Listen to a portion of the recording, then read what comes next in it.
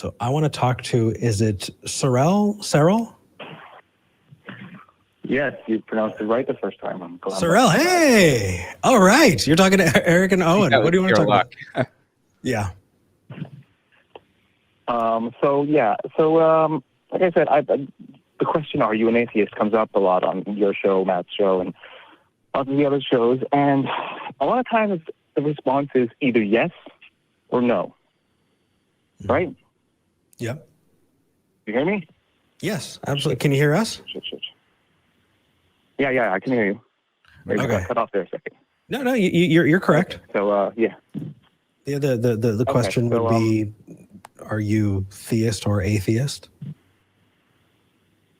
So that's either, like, if you were to ask me, are you an atheist? And so my answer would have to be either yes or no. Mm-hmm. Now, I would say, and I spoke to some other people also, I mean, I was wondering, I wouldn't say that there could be a middle ground, but I was thinking, could there be a middle ground where my answer wouldn't be yes or no? So that that is definitely something interesting that I thought about for a long time, and I think it's binary, man. It's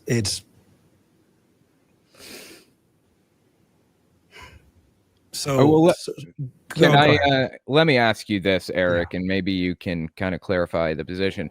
I think if somebody says, "Are you an atheist or not?" is that binary? Is the question, right? Ultimately, I think the question, when you boil it down, is, do you believe that there is a God? And the two answers you can have are, yes, I do believe there is a God, or not yes.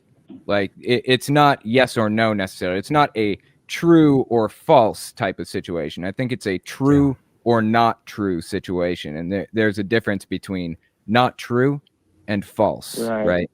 Beautifully put. Right.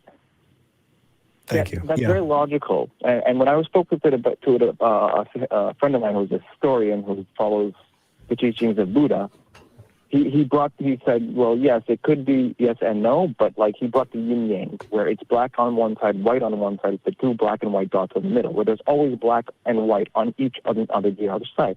He also got into a lot deeper. I didn't fully understand him, but like I was taking your position where it's binary, it's either true or not true. And he said, no, you got to keep an open mind. There could be other possibilities. And I brought up logic. And he says, well, logic is the basis of reality, but then you have to still think beyond logic sometimes. Like how? What do you say about his point of view on it? How do you think beyond logic? Can you expand on that? I get the impression that this person you were talking to was speaking in ways that were kind of confusing to you and me. And you didn't really completely, connect with what they were saying. Is that right? Right. Yeah.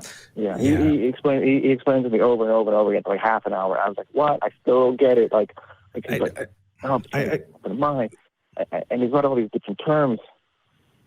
Well, I think that's because often that kind of language is obfuscation, whether they understand that it's obfuscation or not.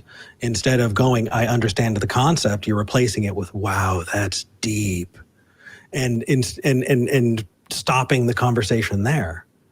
But if you get to, wow, that's deep, that doesn't mean you learned anything. It means that you got snowed. You've got to go back. You've got to really listen and go through. And I think that that's something that happens not just in Buddhist practices, but a lot of New Agey woo type language is people trying to say nothing at all with as many words as possible. You get a lot of Deepak Chopra type crap. Yeah. And maybe. Ultimately, that doesn't mean that this person is intentionally trying to obfuscate. It may be that they take, wow, that's deep, as then it must be true. But I would advise against it. I brought up the idea of, what? Oh, I was just saying I would advise against that. Go ahead. Okay, so I brought up the idea also of, how the question of are you atheist or not atheist, true, false, is not something, it's about something internal in your mind. You have to know. Like I said, you have to know either yes or no. It's not like it's something external. Is there a God? Yes, no, I don't know. Or, the many different translations and interpretations of God that there are out there. Yeah, like, it's like I say, there's as many gods as there are people in the world, and probably more. But the question of are you atheist is it's internal of your own knowledge. So, like, I told him that there has to be a yes or no answer. He still wouldn't move. I just don't feel like there's any way to get through to those types of thinkers. Probably not. Extreme out-of-the-box thinkers.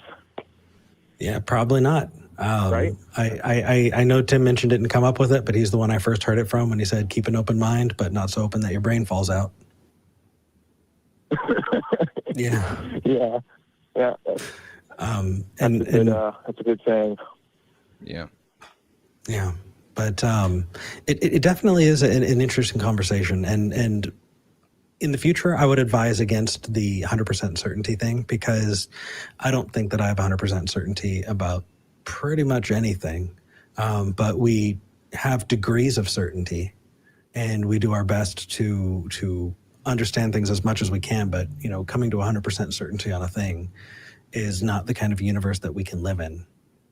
Unless we're talking about deductive, exactly. Statements. That's the whole point of this question, is that there's this 100% certainty of atheist or non-atheist. Like, I'm not 100% certain I'm atheist. Like, I sometimes have sway back towards theism or pantheism or whatever it may be. Atheism. I'm always skeptic. Actually, I don't know if it goes that way. I think you could say I'm not 100% sure about the God claim. But the atheist position is simply the negation of the God claim. So it doesn't actually have, a competing hypothesis that you need to believe in. Right. Just that the God claim hasn't met its burden of evidence. Burden of proof. Yeah. Yeah. But I guess, I would, if I were to bring up these points to him, it would be moot. So I don't know. I was hoping I'd maybe get some sort of like kicker to bring back to him or something.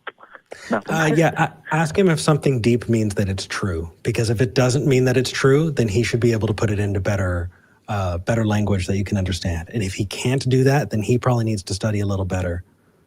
Because if you are a good teacher, you should be able to, rephrase it in different ways such that the person can understand you. But if all you're doing is creating more and more obfuscation by making it sound deep but not have any, I think of it as empty calories.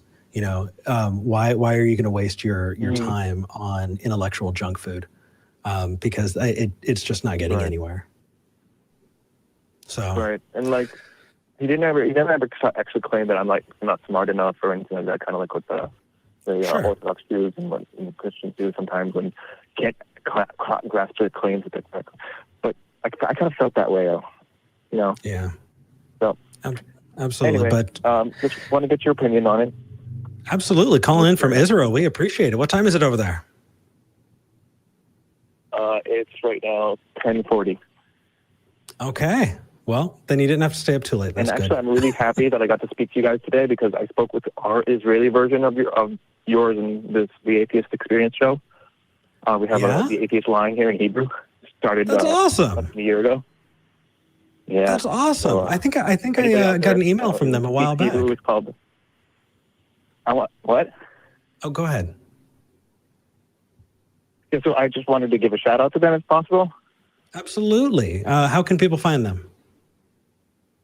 It's called the Hakav Atheisti in Hebrew, or the Atheist Line, and it's on YouTube, Facebook, and everything. So if there's any Hebrew speakers out there, who want to hear the Hebrew version, it's out there. That's awesome. Thank you for calling us, man. Yeah.